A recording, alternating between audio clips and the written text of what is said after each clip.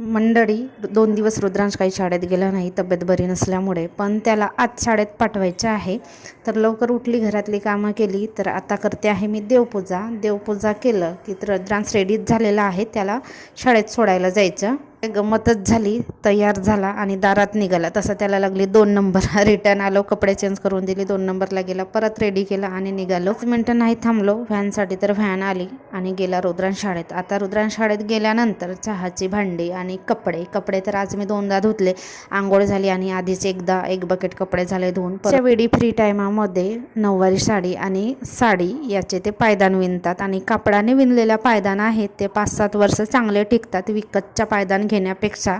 पण बघते, मला पण शिकायचं आहे पायदान कसे बनवतात म्हणून, पण ते काही आता सहजासहजी तर येणार नाही. चांगलं निरखून बघावं लागेल, तेव्हा येईल. आणि नंतर टाईम झाली जेवायची, तर आज मी वांगे बटाट्याची भाजी बनवली. पण